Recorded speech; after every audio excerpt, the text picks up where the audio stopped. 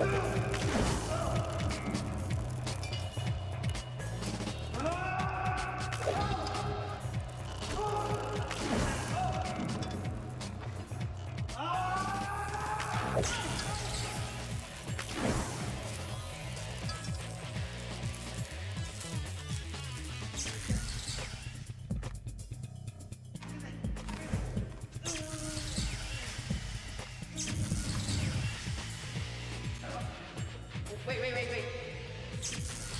Okay, go!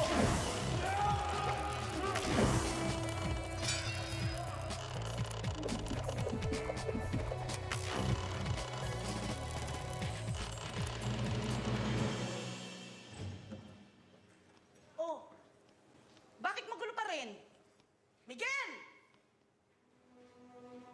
Ma'am, mukha namang wala dito si Miguel eh. Anong ma'am? Sir! Asa na naman yung kaibigan mong yan? Halika nga, hanapin nga natin.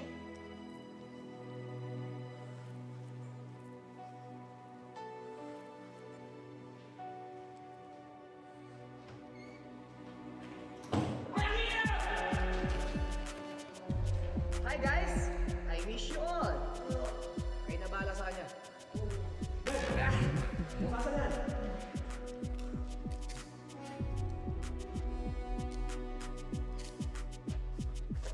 Sige, dali na.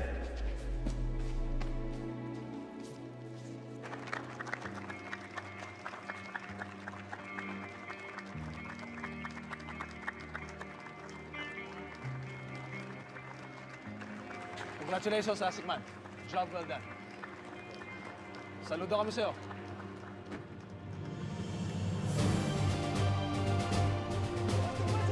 Plastic man! Sandali! Sandali! Plastic man! Plastic man!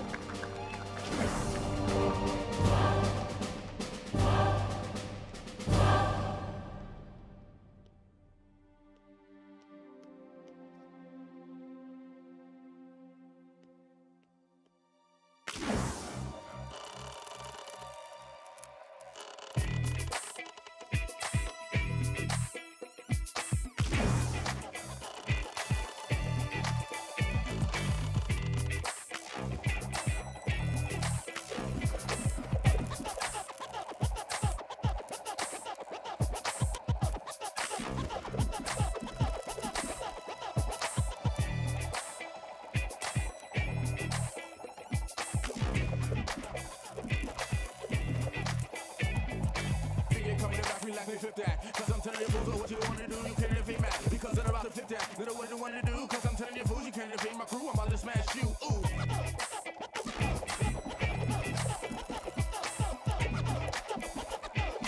Fools you can't defeat my crew, I'm about to smash you, ooh. Oh, Megs. Ano? Ayos na yung library? O, sige, papunta na kami dyan. Sinungaling talaga yung kaibigan mong yan. Di ba kakagaling lang natin doon? Magulo pa?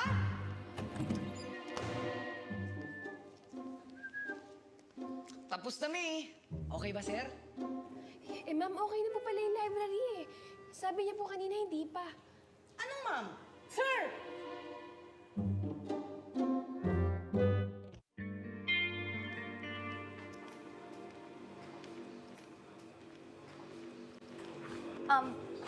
You're Ryan's sister, right?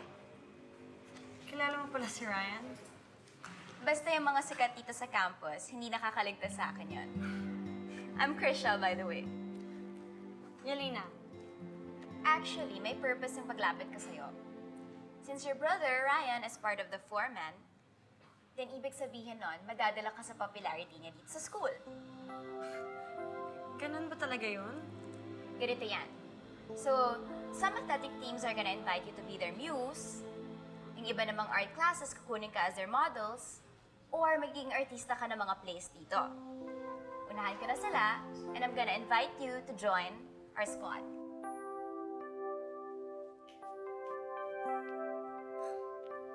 Isipan ko muna yun, ah.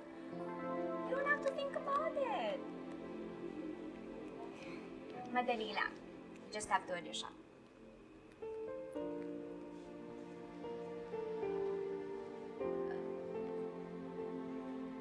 Yelena, I'm gonna go ahead. Sige. Nice meeting you. Yeah.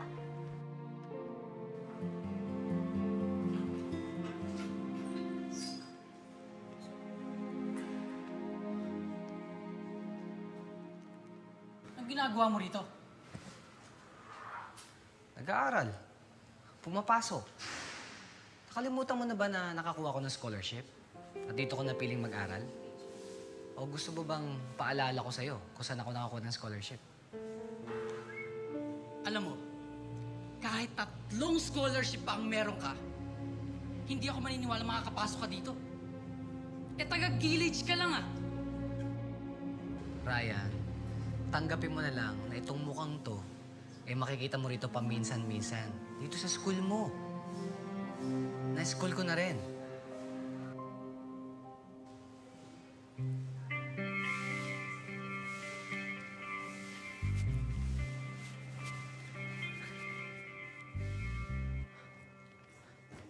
Hoy! Mano nga yan, no? Pwede bang pakidampot tong outsider na to at itapon sa labas? Manong, hindi po totoo yun. Dito po ako nag-aaral, di po ako outsider. Lumas ka, labas. Pero maniwala kayo sa akin, Manong. Dito ako nag-aaral. Labas. Shoot ka pa. Ikato ka sa Maniwala labas. kayo sa'yo, Manong. Hindi. Dito ako nag-aaral. Lumas ka. Manuel Alquesa. No! Jose P. Laurel. Background na lang kasi nila yung pag-usapan natin. Mas masaya siguro kung love life nila yung pag-uusapan natin. Para naman may color yung topic. Yung mga naging girlfriends nila. Kaya alam mo ba? Kung sining mga naging partners nila sa buhay. Alam ko. Pero bago natin pag-usapan yung isang pagkatao ng isang tao, di ba mas maganda kung kilalanin na muna natin yung pangalan nila? Pag hindi, para ka nangangapanyan sa dilim. Para ka nakikinig ng chismis. Kasi wala akong hilig dun sa mga presidents natin eh. Showbiz personalities. Pwede pa yun. Go ako dun. Local, foreign, kahit ano. Madonna, ang totoo, wala ka talagang hilig sa pag-aaral. Kaya nga nandito ako sa harap mo eh. Teka, sinasabi mo bang bubita ako? Pagpatuloy na lang natin yung pag-aaral natin sa ibang araw. Tumatakbo yung oras. Eh, bayad naman ni Mami yung oras mo, di ba? Manong, estudyante ako dito. Hindi kita dito. Manong, ano ba? Guard! Guard! Saan mo siya dadalhin? Bakit? Ano kasalanan niya? Outsider to, sir eh. Malalabasin ko lang. Ano ka ba naman? Estudyante natin yan dito. Student janitor din. Ano, narinig niyo ho. Sabi ng po sa inyo, estudyante ako rito eh. Tsaka janitor. Salamat po, ma'am. Ma'am na naman. Sir! Salamat po, sir. Kaya natuto. Kung ako sa'yo, pare, magpapasalamat ako na si Miguel nag-aaral sa school natin. Labo mo naman yata. Eh, nababad trip nga ako tuwing nakikita ko yung Miguel na yun. Ilabas mo, bad trip mo sa kanya. Sino kaya may sabi sa atin na hindi dapat tayo pumatol sa mga katulad nila? Dude, hindi natin sila ka-level, no? Hindi naman natin papatulan eh. Pagtitripan lang natin. Yun mismo. Paglalaroan lang.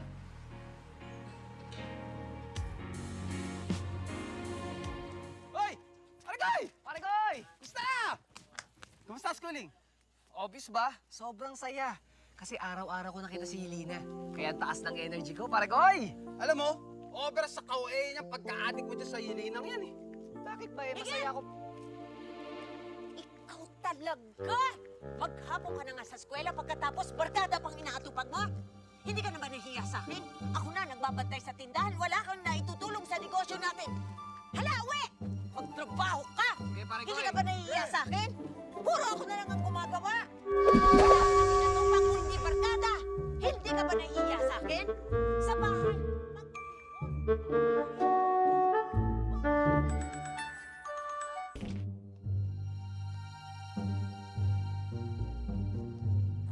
Excuse me. Sorry.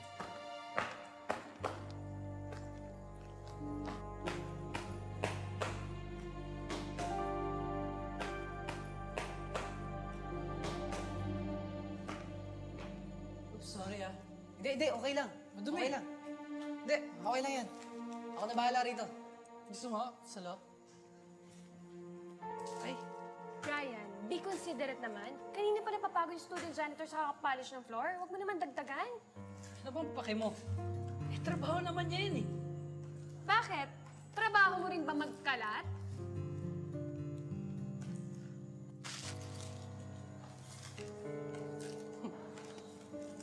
Malis ka na.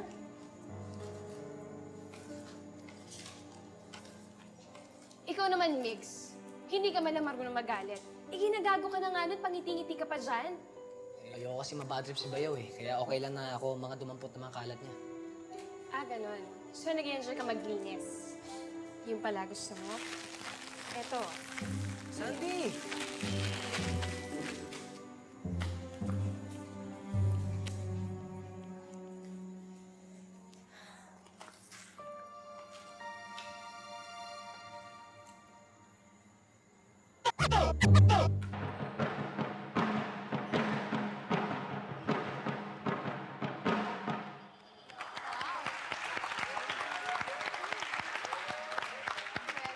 Michelina White.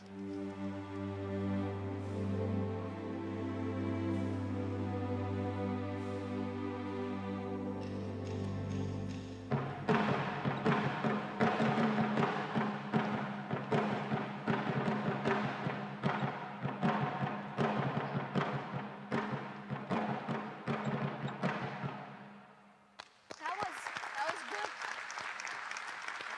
Pero teach pa natin ang routine. Okay, turuan ka pa namin ng isang routine, ha? Okay, start.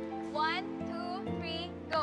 1, 3, 4, 5, 6, 7, 8. Another one. Nakuha mo na ba? Matutupad na pangarap namin ni Maylene. Kilala mo yun, di ba si Miss Vietnam? Magtatayo kami ng interior design office sa New York. Nakakuha na kami ng space na ililis. Siya daw ang bahala sa marketing, ako naman na sa production. Pero sa US, risky yan. Danny, you know me. I don't run away from risks. Saka malaki ang chance akong mas makilala kung doon ako magpa-practice sa New York.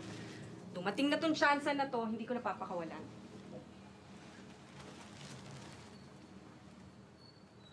How about us?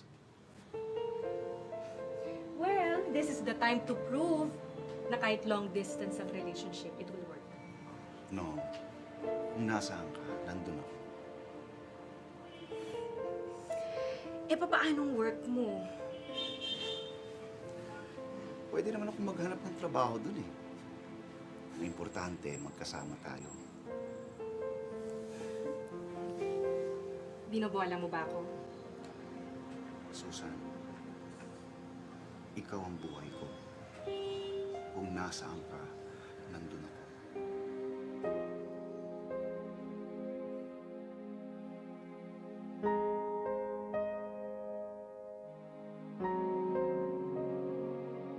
Sana nga makapasok ako. I'm sure. Hindi ba ako nagkamali? Feeling ko parang na-conscious ata ako eh. What did you, I mean, idea mo ba yan? Ano ba? Medyo humingi din ako ng tulong. Miguel, Marian, saan ka pupunta? Linisin mo tong gym. Dali, bilisan mo.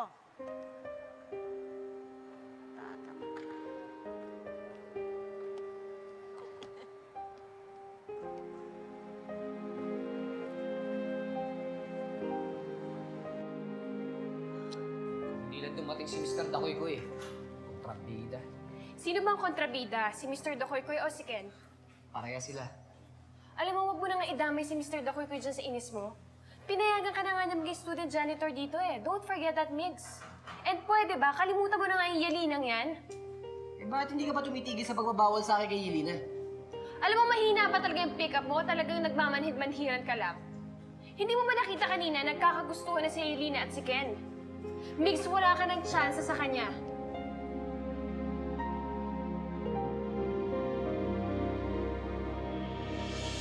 Kamusta na nga pala yung mga anak mo, Yes? Nakapag-adjust na ba sila dito? Yeah, I think so. Dito na rin sila nag-aaral. Sa Pearl of the Pacific University. Oh, I heard din si Sandy. yeah. Cynthia, Yeah? si Danny ba nasa office mo na? Oh, bakit? May problema ba?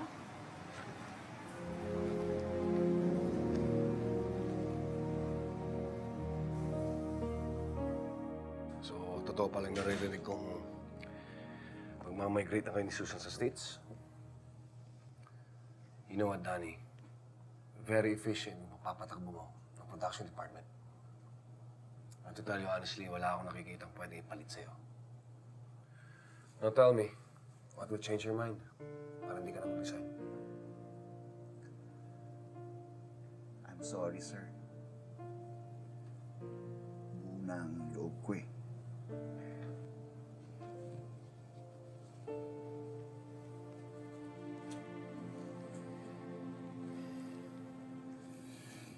Aminin ko. Ngayon ako naging masaya sa buong buhay ko ulit eh. With her. With Susan.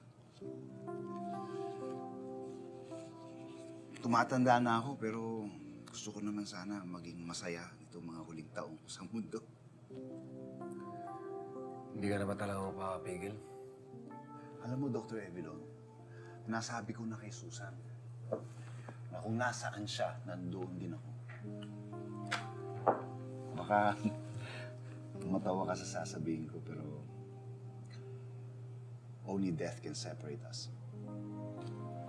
Alam niyo, before I met her, my life was dull. But when she came along, nagkaroon ng kulay.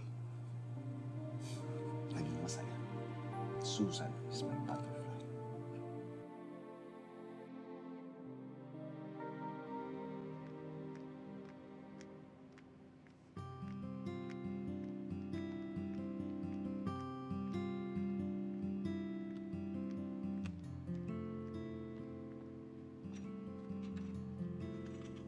Right ba yan?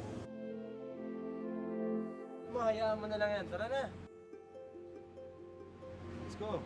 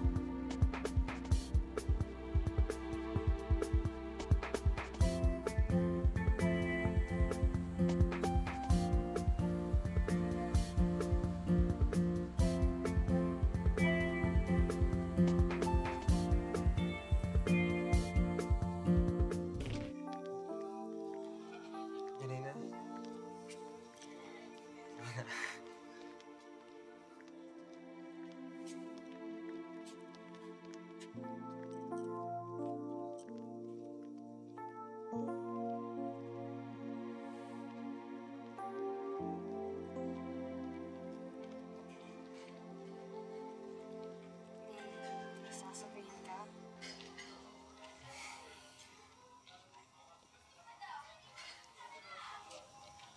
Pwede ko na bang sabihin na girlfriend kita? Officially? First date pa lang natin to, Ken. I know, but doon na naman tayo papunta, di ba? And I know you have feelings for me. Kahit i-deny mo yan, hindi ako maniniwala. Nakakabigla pa rin eh. I have to admit something to you. Nilay na mula bata ako, I've always had feelings for you. You saved your life. Tinaya ko buhay ko para sa'yo. Dahil ganun ka importante sa akin. Alam mo, nung nalaman ko babalik ka, sobrang saya ka talaga. Kaya kahit anong mangyari, hindi kita pakakawalan. Hindi ako papayag na hindi kita maging girlfriend. Pina-pressure mo naman ako, Ken. Wala ata ako ibang choice kundi umamin na yes, Ken. I love you too.